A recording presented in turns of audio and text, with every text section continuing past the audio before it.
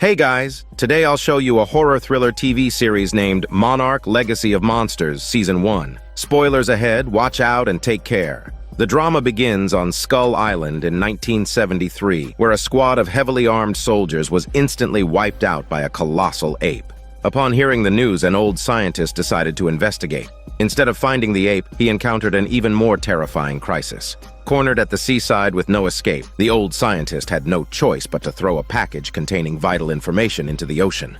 At that moment, a gigantic crab emerged from the ground and began battling a charging spider. After a fierce battle, both monsters plunged into the sea, presumably ending their monstrous lives. The old scientist narrowly escaped, but the package drifted away into the distance. His face was filled with despair because the package contained extremely valuable data. The scene then flashbacks to 1959 when scientist Keiko and her research partner Billy, under the protection of military soldiers, traveled to a rural area in Kazakhstan. It was rumored that many animals there had suffered severe nuclear radiation. They came specifically to investigate. As they neared their destination, the radiation levels on their detectors grew higher. When they reached the edge of the forest, a warning sign forbidding entry was posted on the protective fence. Keiko and her team were prepared. They donned gas masks and ventured inside. However, they soon encountered a local hunter. Keiko warned him that eating the contaminated animals would make him sick. The young man dismissed her bullshit, claiming that the radiation was just a rumor. Instead, he said the real danger was that the government had blasted a hole straight to hell on Earth. Keiko sighed with her smelly mouth shut, understanding the man was referring to nuclear weapon tests conducted years ago. Shortly after, the group arrived at an abandoned factory. To their surprise, the radiation had vanished. They removed their protective gear and entered. The soldiers were puzzled, feeling as if something had absorbed the radiation. Keiko ignored them and began planting explosives with Billy. This was their usual method to detect underground structures. After several loud blasts, the seismic detector revealed several cavities deep beneath the surface, with slight movements indicating potential living organisms. As soon as the words left her mouth, the ground began to shake violently. Steadying herself, Keiko guessed that whatever lay beneath was significant. Following the instrument's readings, they quickly found a concealed chamber. Sunlight streamed through the blasted opening, revealing the bottom filled with glistening embryos. Billy confirmed these were unprecedented life forms on Earth and intended to take genetic samples for research. The soldier bodyguard named Shaw urgently warned them that descending recklessly might cost them their lives. As they argued, the decisive Keiko had already prepared the rope. She believed that while they bickered, she could have retrieved the samples. Shaw reluctantly agreed, giving Keiko 5 minutes to come back regardless of the outcome. The two scientists descended smoothly. As they approached the embryos, they noticed something wriggling inside, resembling enlarged insects. Just as Keiko was about to collect samples, the ground started shaking violently again, and stones rained down from above. Billy urged her to leave quickly, but the insect larvae began breaking out of their shells and swarming toward them. Keiko, moving slightly slower, was bitten on the calf by one of the insects. She struggled but couldn't break free. Billy, helpless, could only watch as Keiko was dragged into the swarm. Fortunately, their efforts weren't in vain. The data they collected during the expedition was fully recorded on a hard drive. Despite several setbacks, it was eventually fished out of the Sea of Japan by some unsuspecting fishermen decades later. Little did they know, this seemingly insignificant item was about to change the course of the entire world. The time fast-forwards to the year 2015, when the girl Kate, living in San Francisco, received the news of her father's death. She immediately flew to Tokyo. Upon arrival, staff informed everyone that they must undergo routine decontamination before disembarking. This had become a common practice, supposedly to protect against monster attacks. Kate walked off the plane, deep in thought. Signs pointing to Godzilla shelters were everywhere. To her surprise, many bridges had missile launchers installed. The driver explained they were for defending against monster attacks. Clearly, the city was under a constant threat from giant beasts. Following the address, Kate arrived at her deceased father's residence. She tried the key, and the door opened, confirming she was in the right place. Photos on the wall further validated her judgment. Suddenly, a mother and son emerged from a bedroom, demanding to know who she was. Feeling like a thief caught in the act, Kate hurriedly explained she was the homeowner's daughter, even showing photos on her phone of her with her father. Only then did they reluctantly believe her. Kate's mood plummeted further. She hadn't expected her father to have a new family in Japan. She wanted to leave immediately. The woman and her son inquired about the cause of her father's death, and Kate quickly responded that she was there to investigate it. After leaving the apartment, Kate intended to inform her mother of the situation. But midway through the call, the signal abruptly cut off, followed by the blaring of air raid sirens. Panic-stricken pedestrians began fleeing. The woman and her son ran over, guiding the bewildered Kate into the nearest underground shelter. Kate was filled with confusion, wondering if there was really a monster attack. Her half-brother Kentaro asked if she came from San Francisco. She should know better than he did. Kate's eyes grew distant as she recalled the disaster from the previous year. At that time, Godzilla had suddenly attacked the Golden Gate Bridge. Kate, tending to her students, was thrown from the school bus, which inadvertently saved her life as the bus plunged into the ocean moments later. Agitated by the memory, Kate attempted to escape the confined space, but Kentaro's mother stopped her just in time, warning that going outside would be suicidal. Fortunately, the alarm was soon lifted, and everyone felt a sense of relief. As they orderly exited the shelter, Kate noticed that the surrounding buildings seemed undamaged. Just as she was about to leave, Kentaro advised her not to rush to conclusions. He insisted their father wasn't the type to abandon one family for another. Kate scoffed, saying that maintaining two families at once is classic scumbag behavior. Determined to prove her wrong, Kentaro took Kate to their father's workplace. Although it was a bit messy, it clearly showed his meticulous work ethic. While examining a map, Kate discovered something hidden on the back. She uncovered a wall safe. First, she tried Kentaro's birthday, but it was incorrect. Then she attempted her mother's birthday and the safe opened, revealing a leather pouch containing an old-fashioned hard drive. Puzzled, Kate noticed a triangle symbol on the pouch, resembling the emblem worn by the first responders to the Godzilla attack on the Golden Gate Bridge. Kate suspected her father's death might be connected to the contents of this hard drive. She asked Kentaro to help decrypt the data. Luckily, Kentaro was in the computer industry, and his former partner, May, was an expert in data security. Despite their strained relationship, May agreed to help. Back in the workshop, May began the decryption process. Surprisingly, the hard drive was encrypted using military-grade technology, but this was easily bypassed with modern tools. Unbeknownst to them, a secret agency in San Francisco detected the unauthorized decryption of the hard drive. A data analyst rushed to report that a file from the Monarch organization had been accessed. Although they only managed to download a small portion before the connection was severed, the analyst was able to pinpoint the location to Tokyo. The agency's head, determined to get to the bottom of it, decided to travel there personally. At this time, Kate and her group were unaware of the significance of the documents they had found. As they sifted through papers marked with the Monarch organization logo, Kate quickly realized that this group was far from benevolent. She vividly remembered the aftermath of Godzilla's attack on the Golden Gate Bridge. While screams for help echoed everywhere, these people were busy taking photographs and collecting data. After checking the maps in her father's office that matched those stored on the hard drive, she worried that her father might have been involved with Monarch, which is a mysterious research organization dedicated to finding and combating giant monsters. Kentaro immediately stood up to defend their father, insisting that he wasn't such a person and reminding Kate that their father had also died in San Francisco's attack. But Kate shook her head, saying that on the 5th day of Godzilla's rampage, while in a refugee camp, she received a sudden phone call from her father. They met up quickly, but he seemed rushed, handing her and her mother 2 tickets to leave San Francisco, saying he had a more important mission.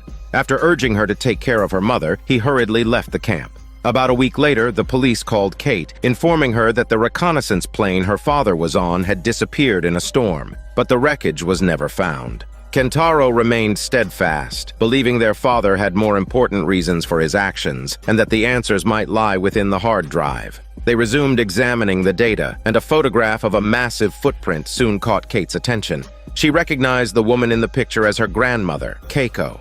The scene then flashes back to many years earlier, where Lieutenant Shaw, after getting into a fight, had been called into his superior's office for reprimand.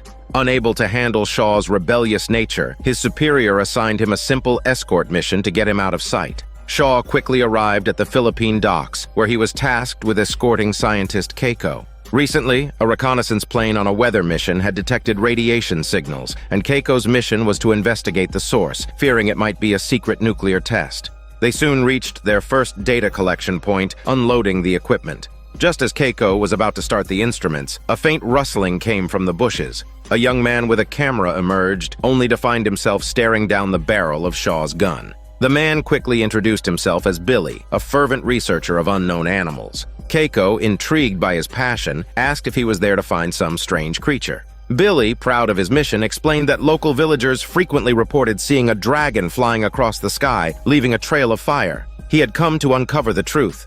Shaw thought Billy was delusional and wanted to send him away, but Keiko insisted on letting him join their expedition. Shaw was reluctant, as his bodyguard duty was to ensure Keiko's safety, and an extra person meant more risk. Keiko, however, was adamant, claiming Billy could be more useful. Frustrated, Shaw threatened to leave and find someone to take over his duty. Keiko's decision wasn't impulsive. She believed Billy had more than just a legend to go on. Billy pulled out a notebook, showing that many villagers had seen the dragon. When he connected the sighting locations, they formed an S-shaped curve leading to the mountain. Keiko recognized this pattern and compared it with the radiation traces from the reconnaissance plane, finding a perfect match. Rejuvenated by the discovery, Billy led Keiko toward the mountain. The villagers' eyewitness accounts, combined with the drone's data, indicated the presence of a dragon-like creature. As they ventured through the forest, they stumbled upon a rusted battleship in a clearing. Billy immediately identified it as the USS Lawton, which had sunk during the Pearl Harbor attack. Keiko was incredulous, wondering how it had ended up 8,000 kilometers from Pearl Harbor. Billy, seemingly familiar with the ship, led Keiko inside. Navigating through the corridors, they reached a lounge where a wooden box filled with supplies was stored. Keiko noticed the box was engraved with Billy's name, realizing he had served on this ship. Billy explained that after the ship was hit, it sank quickly, with over 100 crew members aboard. He was the sole survivor, but was puzzled by the absence of his comrades' bodies. As Shaw was driving down the mountain, he suddenly noticed a spike in the radiation levels nearby. Glancing around, he was shocked to see a fiery streak across the sky, suggesting that Billy's legend might be true. Without hesitation, Shaw turned the car around and went for the two scientists. At the same time, Keiko and Billy were stunned by what they saw before them, mummified corpses fixed to the walls.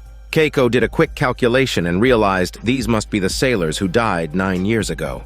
Wanting to leave immediately, they turned to exit, only to find the corridor they had just passed through was now covered in a sticky liquid. Sensing danger, Billy quickly led Keiko in another direction. But they hadn't gone far when the ship began to shake violently. Suddenly, a sharp claw pierced through the steel wall. Billy was trapped under an iron ladder, and despite Keiko's best efforts, she couldn't free him. Just then, Shaw, attracted by the noise, arrived for rescue. Together, he and Keiko managed to pull Billy out just in time. The monstrous claw kept stabbing into the passageway, but they finally escaped through a gap. Once outside, they watched as the entire ship toppled over. Billy and the others dared not delay. They hadn't forgotten the terrifying creature. Now, they could see it clearly. It looked like an enormous bat, but when it spread its wings, it had the majesty of a dragon. Hidden in the bushes, the trio was both thrilled and astonished. They had never seen such a unique creature. This story unfolds along two parallel plot lines. One follows Keiko and her group as they explore the secrets of the giant beast, and the other follows Kate and her team as they uncover the truth about the Monarch organization.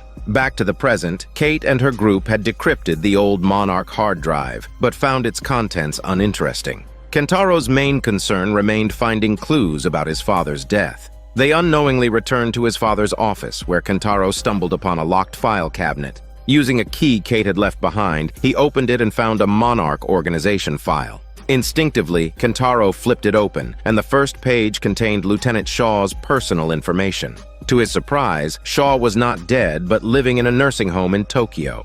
Digging further, Kentaro found an old-fashioned film reel in the file. Meanwhile, Kate was unable to find clues about her father's disappearance on the hard drive, so she decided to fly back to San Francisco. However, as soon as she arrived at the airport, a bearded man approached her, demanding the hard drive's documents. Shocked, Kate stood frozen. The man introduced himself as Tim, a member of Monarch. He explained that he had flown to Tokyo as soon as he detected the hard drive reappear in San Francisco. Feigning cooperation, Kate pretended to make a phone call, but then tried to escape.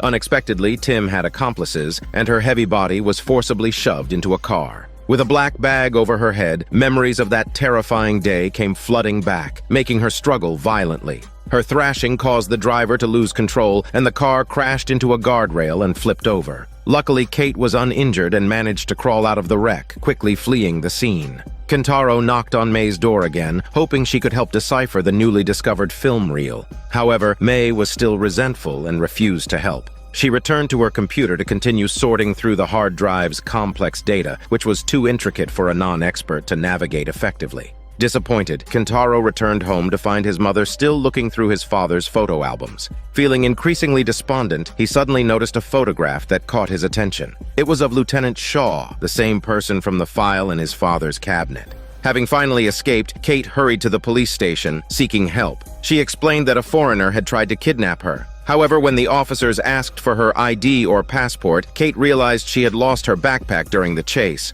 The skeptical looks from the police made her paranoid, suspecting they might not be trustworthy either. Without further ado, she quickly left the station. In a city where she knew no one, the only place she could think to go was May's house. But as soon as she arrived, May pulled her into a corner, whispering that the foreigner had tracked her down. May signaled for silence and quietly led Kate away from her studio. Back at home, Kentaro learned from his mother that Shaw had been very close to the scientist Keiko and had taken good care of Kentaro's father. Just then, Kentaro received a message from May, urging him to come over immediately. But before he could leave, there was a knock at the door. Opening it, he found the relentless bearded man Tim, who had traced them using his sensitive beard and information from May's computer. Tim demanded the remaining hard drive data. Although Kentaro initially didn't want to deal with this madman, his mother discreetly slipped him a photo of Shaw and urged him to go upstairs to fetch something. Understanding her intent, Kentaro made his way upstairs. Tim tried to follow, but was cheerfully intercepted by Kentaro's mother.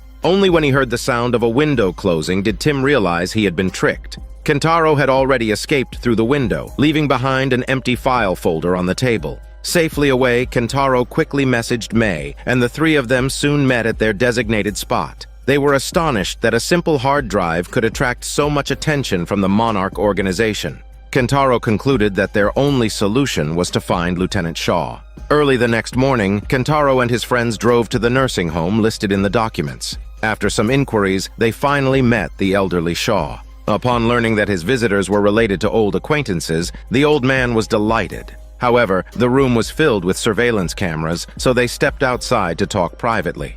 Kentaro recounted their recent experiences, but unfortunately, Shaw knew nothing about his father's mysterious disappearance. Just then, May noticed hidden cameras among the greenery and couldn't help but ask about the place. Shaw revealed that the nursing home was run by the Monarch organization. Seeing the trio's alarm and readiness to leave, he cut off his ankle monitor and said that to find Kentaro's missing father, they would first need to escape together. Shaw decided to help the three young people escape from the nursing home. Within the safe confines, they pretended to chat casually, but the moment they stepped outside, alarms blared. They quickly jumped into their vehicle and sped toward the gate. Unfortunately, the guards had already raised the barriers. Shaw made a sharp turn and headed in the opposite direction. Thankfully, the nursing home had multiple exits. After successfully shaking off their pursuers, the rush brought back memories of Shaw's adventurous youth. Ever since their discovery of the dragon in the Philippines, Shaw had been promoted from lieutenant to major within 2 years.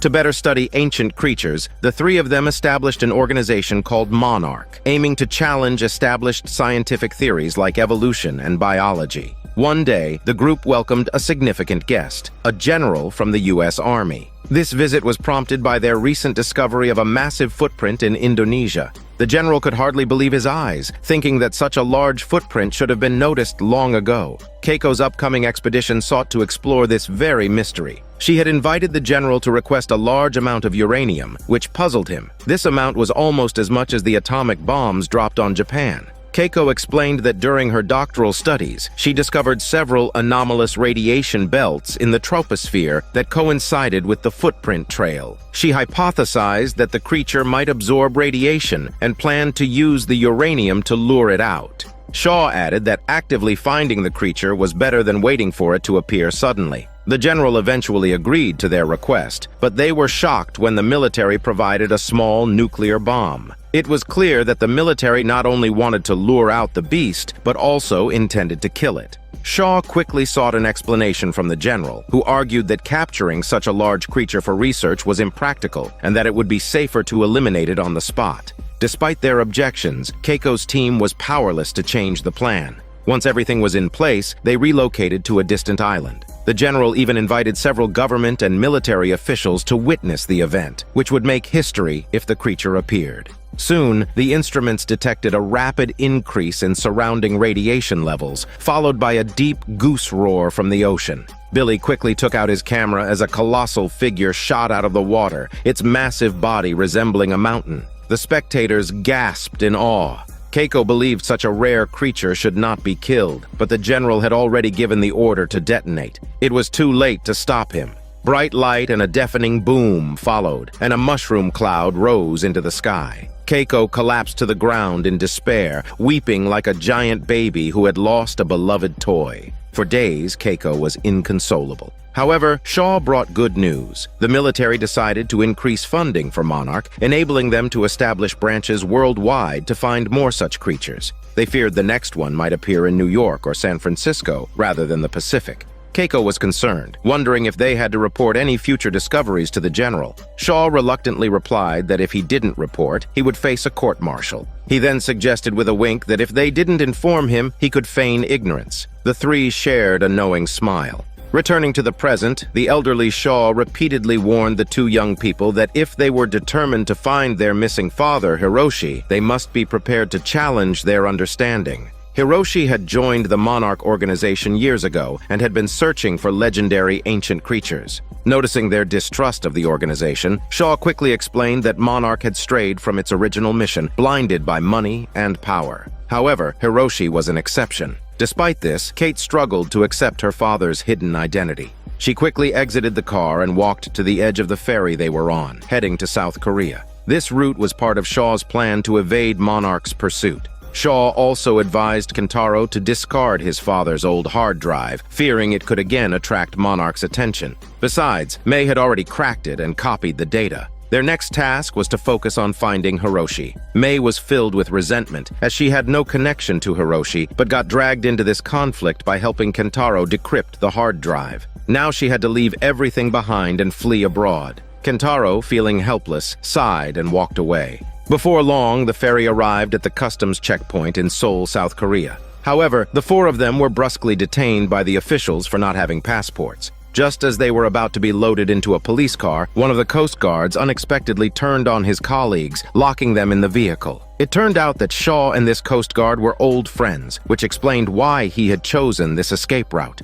They quickly drove to an abandoned airport where a small plane awaited them, arranged in advance by Shaw's old friend. Meanwhile, in a luxurious private jet parked at an estate in Tokyo, Tim, a high-ranking executive of the Monarch organization, was preparing for a meeting. However, he was not met with a warm welcome. He had failed to report the hard drive data immediately and had instead acted on his own, losing track of the targets in the process. Just then, his deputy received a call saying facial recognition at customs had identified Shaw and his group in Seoul. The executive immediately ordered armed guards to capture them. Tim was better suited to office work, but they were unaware that Shaw and his team were already on a plane to Alaska, where Hiroshi had gone missing. May had found a handwritten location in the Monarch files, indicating a remote snowy mountain. Kate recalled that her father had disappeared on a flight to Barrow, with a registration starting with 74. Shaw realized that it was on the route to that snowy mountain, suggesting Hiroshi's true destination.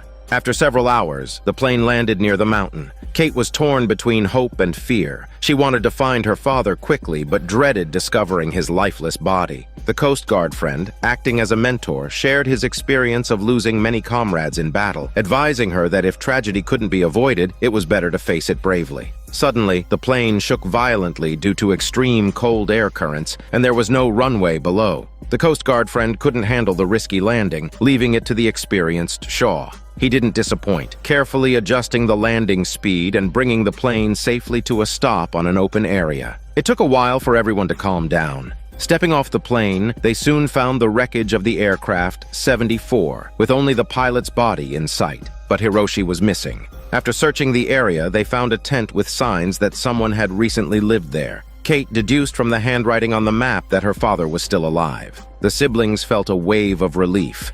The Coast Guard friend discovered buried ropes, indicating the plane had landed before being destroyed. He searched further and found huge claw marks on the metal, warning everyone to flee as he ran to start the plane. But he was too late. A massive, scaly beast suddenly emerged from the snow, pinning the plane and breathing icy air that instantly froze the Coast Guard into a statue. Shaw and the others stood in shock, dumbfounded by the scene for a while before realizing they needed to flee for their shitty lives. Sitting in the back, Kentaro grabbed a flare gun and shot at the monster. Unfortunately, his aim was off, and the fiery burst only slightly distracted the beast. In the next instant, the creature charged at them. Shaw led the group into a nearby cave. He instructed everyone to stay silent, as the snow-dwelling creatures had poor eyesight but extraordinarily keen hearing. The ice reflected the monster's massive form. In a panic, May accidentally fell into a pool of icy water but was quickly pulled out. She wet herself and the cold bit into her, relentless as a parasite. They waited for the creature to move away, and May let out a chicken cry. Shaw quickly covered her smelly mouth, knowing any chicken noise could attract the beast. They had to leave immediately. Soon, May's soaked pants began to freeze. Kentaro suggested lighting a fire to ward off the cold, but Shaw insisted they press on, fearing a fire would attract the monster. May was on the verge of despair. She wouldn't last long in the freezing cold. Kate agreed that they couldn't continue like this. Suddenly, Kentaro remembered seeing a large, circular structure on the other side of the slope from the plane. He believed it was a human settlement. The others, however, shook their heads, saying they hadn't noticed anything. Shaw made a quick decision. They would head toward the circular structure. As the sun began to set, they finally reached the mountaintop, only to find no sign of any buildings. Kentaro guessed it might be on the far side of the next peak, but the group was exhausted and assumed Kentaro must have been mistaken. Just then, Kate spotted a blue light rising from the foot of a distant mountain. Shaw speculated it could be the light from an oil rig, possibly signaling a human settlement. Kentaro insisted on checking the circular structure first. Shaw decided they would split up. Kentaro would explore the structure alone, while he led the two girls toward the blue light. They agreed that whoever found help first would rescue the others. Meanwhile, at Monarch's headquarters, they received a report from the Alaskan outpost. The observer noted a sudden spike in radiation in a deep pit in the mountains. Initially, they didn't think much of it, but the next statement froze the room as they realized similar radiation data had been recorded in California the day before Godzilla attacked San Francisco years ago, which suggested that a similar monster might soon appear here. The room erupted in alarm. Some suggested issuing an immediate warning, but colleagues quickly dismissed the idea, fearing it would cause global panic based on uncertain predictions. At that moment, Tim, attending the meeting remotely, interrupted the debate. He pointed out that their indecisiveness stemmed from a lack of information. Shaw's ancient hard drive contained a wealth of lost Monarch data. They needed to retrieve it to avoid being caught off guard by future threats. The on-site leader fell into deep thought. Back in the snowy mountains, Kentaro was filled with regret. As night fell, the temperature plummeted, and a blizzard reduced visibility to almost zero. Finding anything in this environment was nearly impossible. Survival itself became questionable. Exhausted and disoriented, Kentaro eventually collapsed in the snow, losing consciousness. On the other side, Shaw and his group had their own misadventure. After a long journey, they found themselves back where their plane had initially crash-landed. Shaw explained that the extreme cold might have disoriented everyone, causing them to walk in circles. May was on the verge of losing consciousness from the cold. Kate finally decided to take her to the tent her father had set up and start a fire to help her regain body heat. Without this, May would surely freeze to death. The fire worked well, and as May opened her eyes, she saw the sky illuminated by the beautiful northern lights. Meanwhile, Kentaro suddenly woke up in the snow, feeling a blurry vision of May smiling at him. Gazing at the shimmering lights in the sky, he reminisced about how they first met a year ago. With his mother's help, Kentaro was preparing for his first art exhibition. He was excited because his father had promised to fly in for the event. While taking photos of a street poster, May accidentally walked through his shot, mistaking Kentaro for a creepy photographer. This charming misunderstanding led them to meet and become friends. To apologize, Kentaro took May to a quaint underground bar. Despite its hidden location, the cozy ambiance made it a perfect date spot. May was charmed and felt an immediate connection with Kentaro, especially after learning he was an artist. They went to his studio where their conversation flowed naturally, leading them to become a couple. Kentaro's artistic flair was evident as he used a flashlight to create a magical scene on the ceiling, rivaling the legendary Northern Lights. May was mesmerized until now, seeing the real Northern Lights, though they were no longer together. Shaw had found some supplies from the plane wreckage, but dry firewood was scarce, so he used papers from the tent. Just as he was about to search for more, the ground began to shake violently. The ice monster had returned. Shaw and Cate quickly helped May as they ran out of the tent. The monster emerged, swallowing the fire and tent whole. Fortunately, it didn't attack them but disappeared into the snow. Shaw realized that the monster was after the fire's heat, not them. The earlier attacks on the burning plane engine and the campfire confirmed this. The monster had chased them during the day because it mistook Kentaro's flare for a heat source. With a new plan, Shaw eyed a box of aviation fuel. He proposed using the fuel as bait to lure and eliminate the monster. The girls, exhausted, silently agreed. May urged Cate to leave her and Shaw behind if necessary, so at least some of them might survive. Back in the snow, Kentaro suddenly sat up, spotting a familiar figure in the storm. It was his father, Hiroshi. However, his father didn't seem to see him and kept walking ahead. Following him, Kentaro noticed pencil shavings in the snow and realized he wasn't hallucinating. He quickly caught up, and to his amazement, the circular structure he had been searching for appeared, now buried in snow. It was a stroke of luck that he stumbled upon it. Inside the structure, Kentaro saw his father's shadow again, sharpening a pencil and apologizing for missing Kentaro's art show. Kentaro then noticed a radio on a table surrounded by pencil shavings. There was no doubt that his father had been here. Meanwhile, Shaw was still planning to eliminate the giant beast. Unexpectedly, before he could even light the fire, the creature itself appeared. The two women, terrified, turned and fled with the monster quickly chasing after them. May instinctively pulled out her backpack to shield herself, which luckily blocked the creature's icy breath. On the other side, Shaw, in a panic, ignited the fuel on the ground. The intense flames finally drew the monster's attention. As the two girls stood up, they saw a helicopter approaching. Shaw rushed over, realizing it was the rescue team that Kentaro had called. The moment the three boarded and took off, they narrowly avoided a deadly strike from the beast. Through the window, they could see the blue glowing cave entrance, but now was not the time to explore. The helicopter sped towards the city. Kentaro explained that he had found the circular building and used its radio to contact nearby rescue teams. He believed his father, Hiroshi, had likely used the same method to escape the mountain. Unfortunately, the computer storing the Monarch organization's data was destroyed by the monster. But worse news awaited them.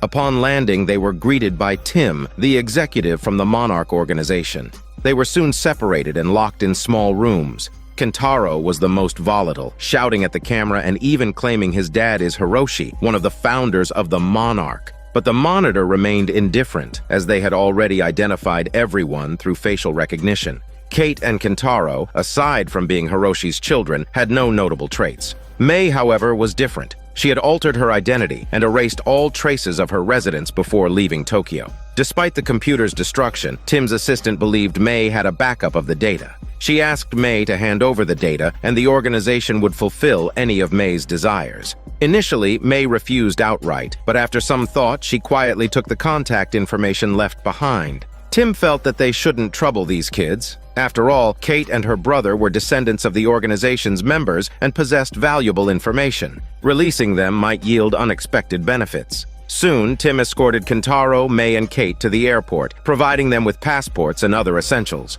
Before parting, Tim warned them to go home and stop exploring the monster's realm, calling it a death trap. However, this was merely a performance. He believed the kids wouldn't heed his advice. Sure enough, while checking in, Kentaro suddenly said if their father was still alive, they could really go back to Tokyo and live a normal life. Cate shared the same sentiment. Their father had an office in San Francisco, which might hold more clues. Despite May's reluctance, she agreed out of gratitude for Cate saving her life on the mountain. Soon after, the trio arrived at San Francisco's airport, where a large screen displayed advertisements for underground apartments.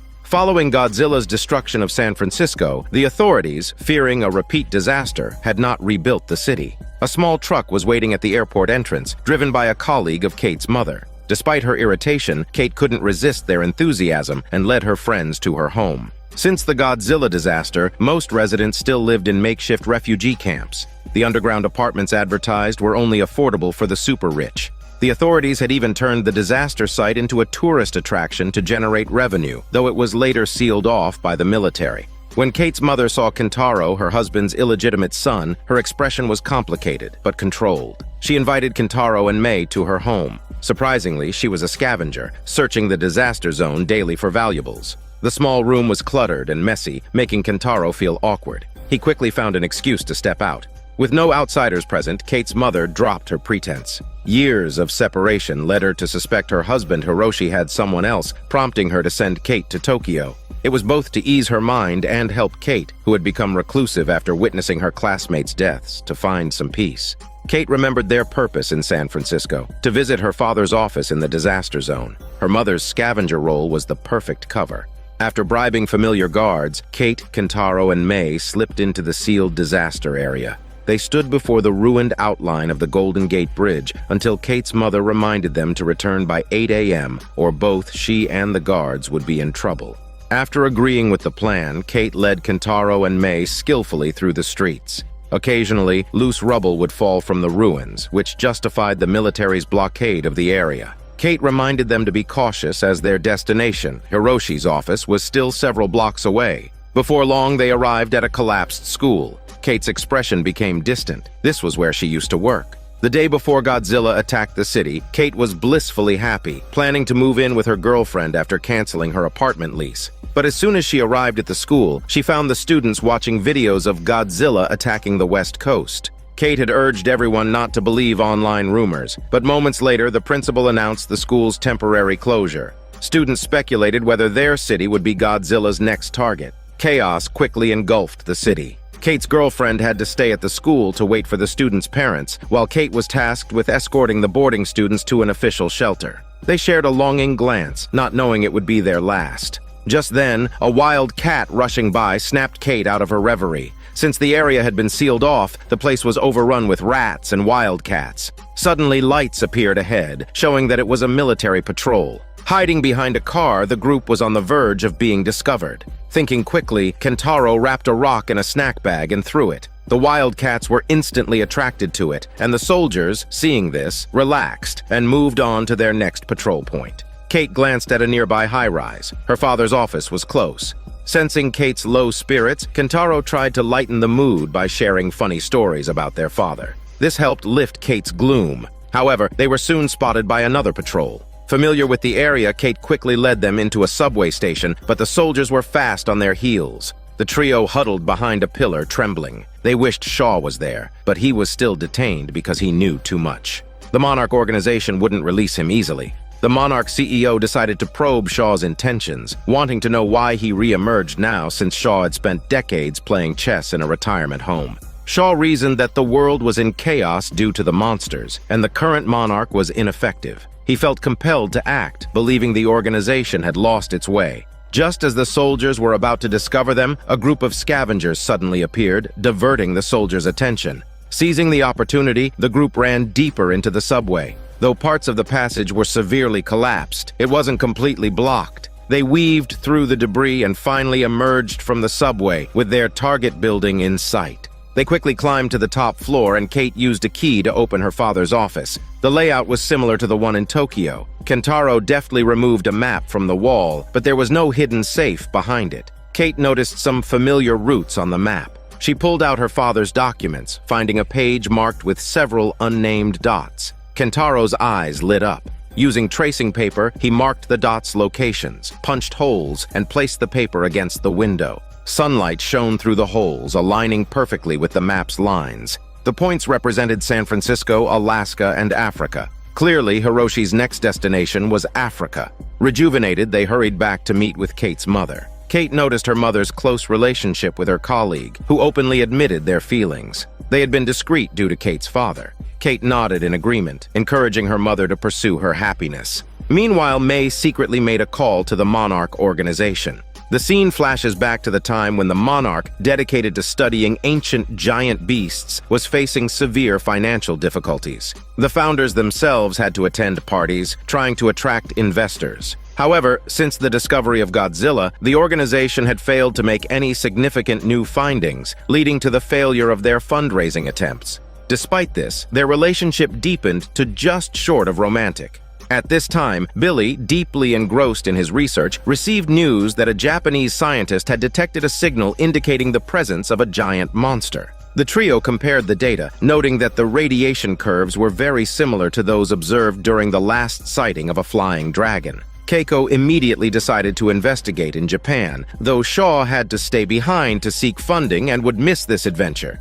Keiko and Billy soon found the scientist who provided the lead. They were intrigued by a large iron sphere beside him. This eccentric man's ideas were outlandish. He had detected gamma radiation from an unknown object and built a gamma radiation emitter. The stronger the radiation from his machine, the more radiation the unknown object emitted in response, like a phone call. Billy summarized this as a monster lure. Back at headquarters, Shaw learned of their plan to fish for a monster and couldn't help but worry about Keiko's safety. The ingenious scientist quickly calibrated the gamma emitter that afternoon. Now, they just had to wait for the monster to take the bait. Before long, Shaw arrived, having abandoned his speech to potential military sponsors.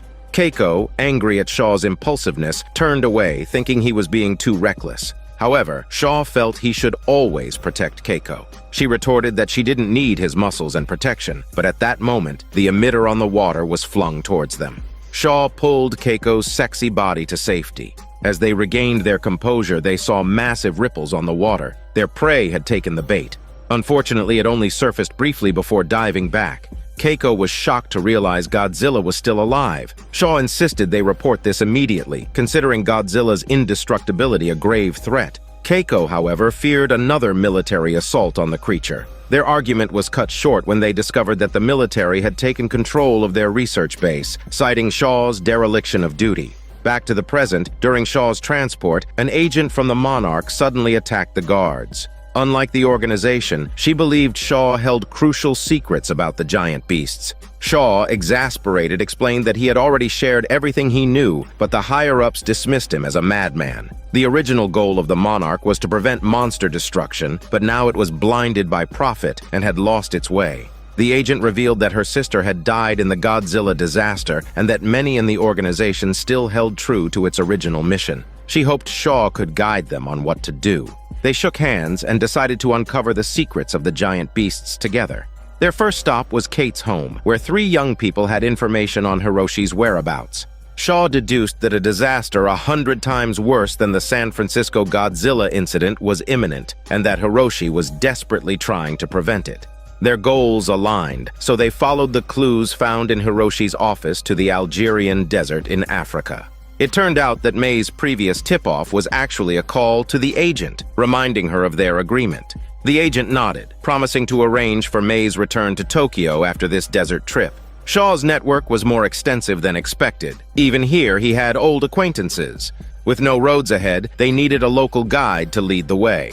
Meanwhile, several high-ranking members of the Monarch followed May's clues to San Francisco. With his detective-like instincts, Executive Tim deduced that the most crucial spot in Hiroshi's office was the wall where a map once hung. The map was gone, but the holes left by the pins revealed the key areas Hiroshi had focused on. Based on previous monster sightings, Tim concluded that Hiroshi's next target was the Algerian desert in Africa. When Shaw and his team were led to the coordinates left by Hiroshi, they were puzzled by the ordinary appearance of the place. Shaw pointed to the other side of the mountain, suggesting they check it out. Through binoculars, they spotted a familiar figure. It was Hiroshi, whom they had been desperately searching for. Kentaro and the others couldn't help but exclaim in surprise, but Shaw sensed something was off. Hiroshi was frantically gesturing for them to leave, and recalling the large spherical object in the car, Shaw realized Hiroshi was warning them of danger. As Hiroshi vanished from sight, Shaw signaled everyone to flee. Just then, a helicopter from the Monarch roared in. Suddenly, the ground beneath them shook violently, and the ridge began to rise, causing them to tumble down the slope. When they regained their bearings, they saw a colossal creature lying nearby. It was Godzilla. They had been standing on its head. The group watched in stunned silence as Godzilla slowly rose. The Monarch's helicopter couldn't evade in time and was knocked aside. Fortunately, Godzilla ignored Shaw and his team, letting out a mighty roar before heading off into the distance. Shaw believed they should follow Godzilla to prevent it from entering human cities and to keep it from being targeted by the military. However, Hiroshi chose a different direction, leading the exploration team to split up. To prevent a military strike against it, Shaw and the Monarch agent continued to track Godzilla, while Cate and her group headed toward a nearby human settlement where Hiroshi might be living.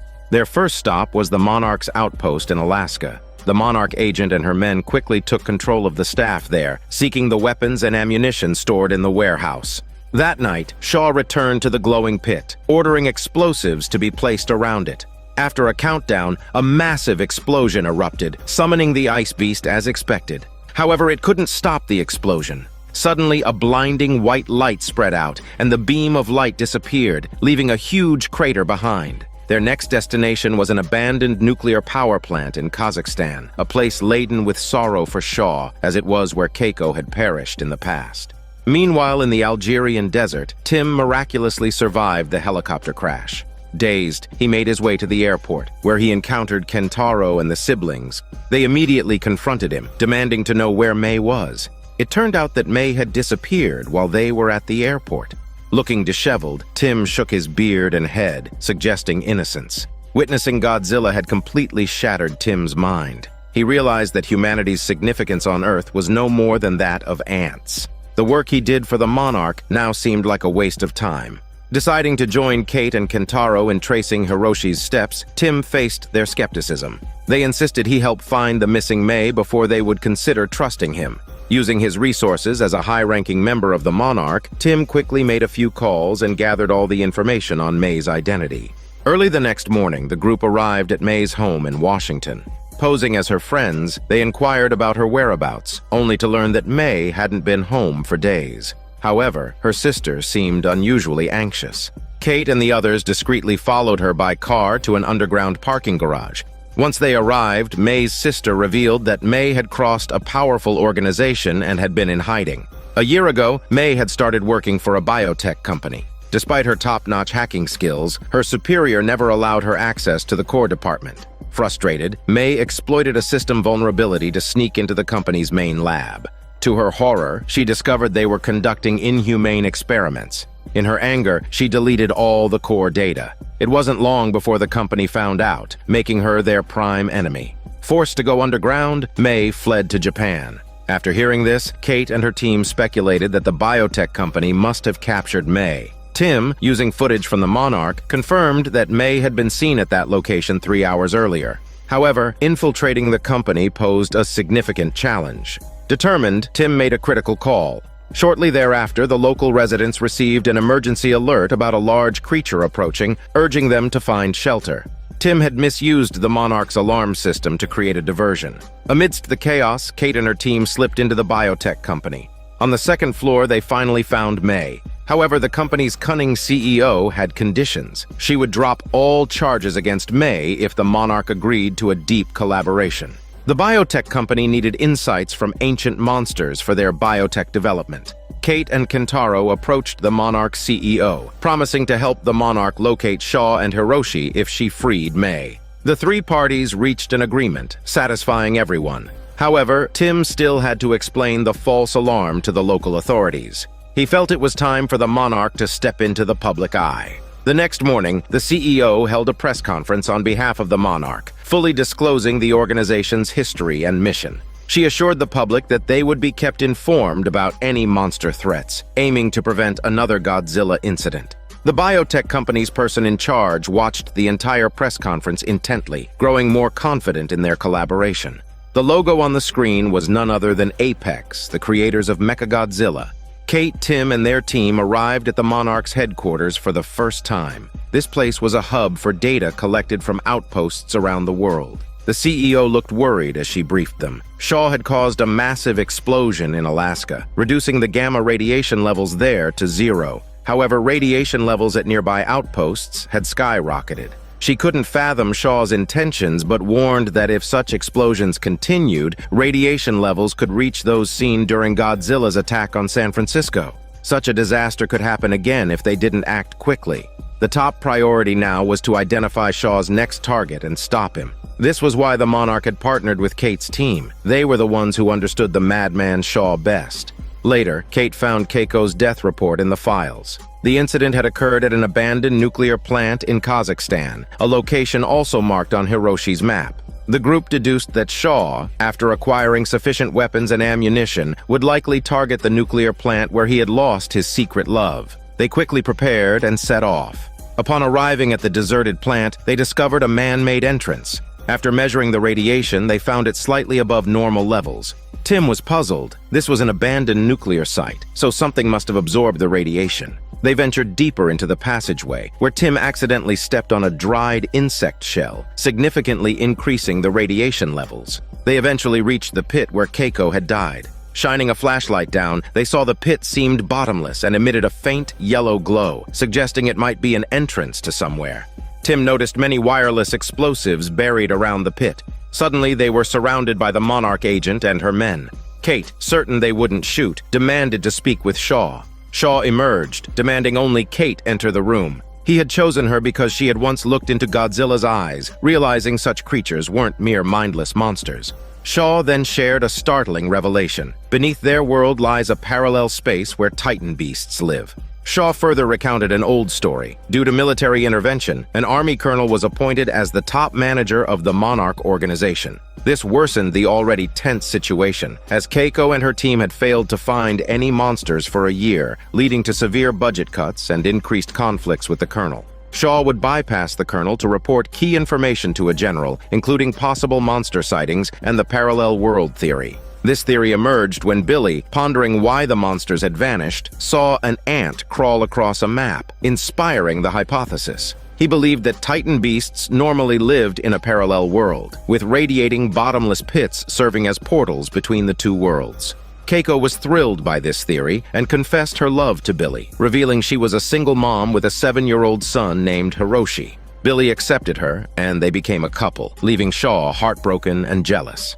Afterward, Billy and Keiko's research led to an even more shocking conclusion. Godzilla's real purpose for appearing was to return the Titans to their own world. The military's attempts to kill Godzilla were misguided. Shaw's plan was to destroy all portals to the parallel world, sealing it off from the Titans. After the revelation, Cate pointed out that destroying the portals would spike radiation levels elsewhere, potentially triggering another monster attack. Shaw argued that belief, not data, was crucial. It was Keiko's unfinished mission.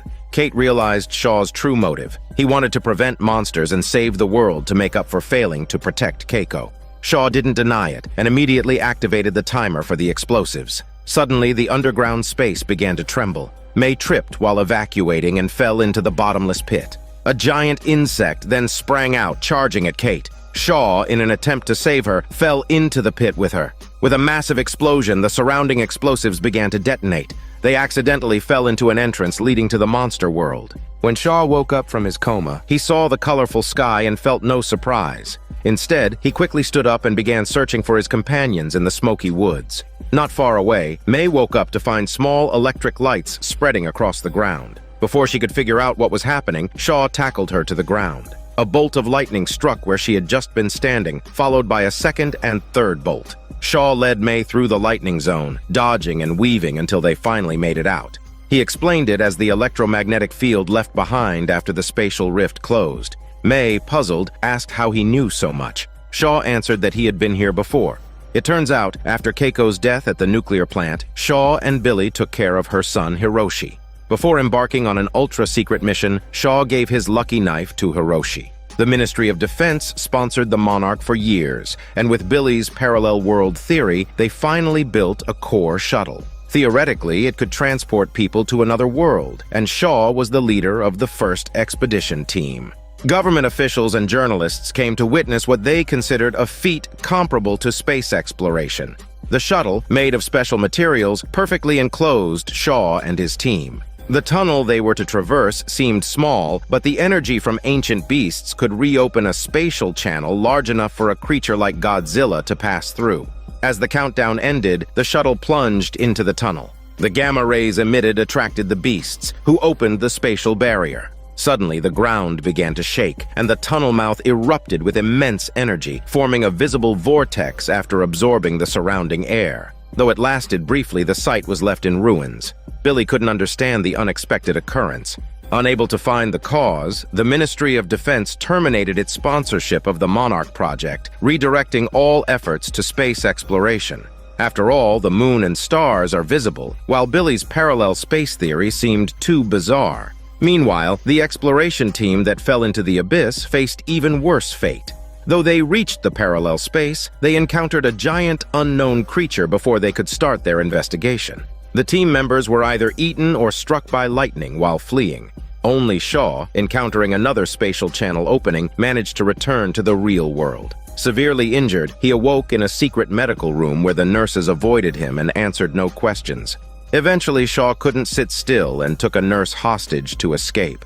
In the corridor, he met a middle-aged man who revealed that Shaw had been missing for 20 years. The man then showed Shaw the lucky knife, and Shaw realized this man was Keiko's son, Hiroshi. Shaw struggled to accept this reality, lying in bed for a day and night to regain his composure. He couldn't understand why he hadn't aged, suspecting that time flowed differently in the parallel world. However, even Hiroshi couldn't accept this explanation. The prevailing theory was that Shaw carried some contagion or radiation. Upon learning that the Ministry of Defense had canceled the Monarch project's funding, Shaw felt deep regret. Billy's parallel world theory was correct, but no one supported further validation. Hiroshi sighed, explaining that Billy became erratic after Keiko and Shaw disappeared, and the Monarch organization had since rebranded. They decided to send Shaw, the unexpected returnee, to a nursing home for observation and research. Shaw spent decades there until he saw a news report about Godzilla's reappearance. His eyes burned with renewed determination. Back to the present, May, still in the parallel world, was terrified by its dangers and wanted to find an exit quickly. But first, they needed to reunite with Kate, who was facing her own crisis. A spiky boar-like creature approached Kate, who decided to play dead to deceive it. Suddenly, an arrow flew in, driving the creature away. To Kate's shock, the archer was her grandmother, Keiko, who had been missing for decades. Kate could hardly believe her eyes, filled with questions. But Keiko, aware of the creature's territorial nature, urged them to leave quickly. Keiko seemed familiar with the area, leading them towards a light pillar she knew was the only exit. As Kate contemplated how to explain the situation, May suddenly burst from the forest, followed by Shaw's unseen voice calling Keiko's name. Learning that Keiko had only been there for 57 days, Shaw revealed that 33 years had passed in the outside world. Keiko instantly understood the principle behind it. It must be the gravitational distortion causing the discrepancy in the flow of time. Despite being mentally prepared, seeing her once close friend now aged, and hearing that her beloved Billy had passed away, she was on the verge of breaking down. The only solace was that her son Hiroshi was still alive, and her granddaughter was even taller than herself. Keiko quickly composed herself and led everyone to a radiation simulator. After several days of modification, the sphere could now transmit its location information at a specific frequency repeatedly. This was the only way Keiko could think of to save themselves. Shaw was even more excited than her because he had recognized the components of the core shuttle he had used on his first visit here. If they could find the manned capsule, returning safely to the real world might be possible. So, the four of them lifted the simulator together and walked toward the light pillar. Meanwhile, inside the Monarch's research base, a data analyst captured a special signal from the abyss. When amplified, it showed a regular frequency pattern, which was definitely not the shape gamma rays should take. They quickly realized that this was a deliberate distress signal from someone in the abyss. However, the CEO was indifferent, as radiation levels in the abyss had spiked globally. Compared to the safety of 7 billion people on Earth, rescuing Shaw and the others was not a priority. But Tim disagreed. He believed the truth they might have discovered could be the key to stopping the monster invasion. Seeing the CEO's stubbornness, he resigned from the Monarch without hesitation. At the same time, Kentaro, who had survived the abandoned nuclear power plant, had just returned home and unexpectedly encountered his long-lost father, Hiroshi. But he was not happy at all. In pursuit of his father's trail, his sister Kate had lost her life. Hiroshi was devastated to hear of his daughter's death, but did not regret his actions. He intended to use the radiation simulator to lure out the monsters. If the entrance to the other world truly appeared, humanity might no longer face monster attacks. Kentaro, however, was furious, saying he couldn't even protect his daughter, let alone humanity. Leaving home, he went to a bar to drown his sorrows, only to be found by Tim. When Tim mentioned that Kate might still be alive, Kentaro immediately took him to his father for help. Without the Monarch's assistance, they needed to devise a plan to rescue Kate from the parallel world. Meanwhile, Shaw was enthusiastically telling Keiko about how much the outside world had changed over the past 30 years. But in front of him, Keiko looked exactly as he remembered. As the four walked and chatted, they finally reached the vicinity of the radiation light pillar with the simulator. Shaw found the capsule he had placed earlier, and its instrument circuits were functioning normally. Now, they just needed to connect the capsule to the simulator, emit gamma rays, and lure a giant beast to open the space channel. As soon as they activated the simulator, a giant flying bat charged at them, and the space channel began to open slowly. Unexpectedly, the connecting cables were dislodged by the beast's fierce impact. Without hesitation, Shaw climbed out of the capsule to reconnect the cables before the channel fully opened. However, the flying beast seemed determined to stop him.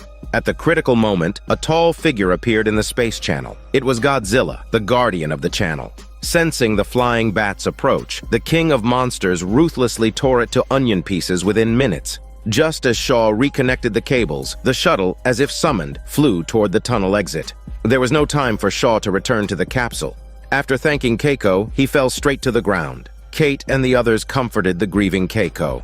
After a bumpy ride, the shuttle finally returned to the real world. When they exited the capsule, they were immediately surrounded by a large guard unit. It turned out that all of this had been orchestrated by Hiroshi, using special instruments to guide the shuttle to a fixed location. Seeing her son, who looked even more weathered than herself, Keiko felt a mix of emotions. May then realized that the sponsor of the rescue mission was her former employer, Apex Biotechnology. Kentaro quickly added that many things had changed during the 2 years Kate had been missing. Just then, alarms blared throughout the base, and everyone began to retreat to the mountain base urgently. Emerging from the forest on the mountainside was a gigantic gorilla.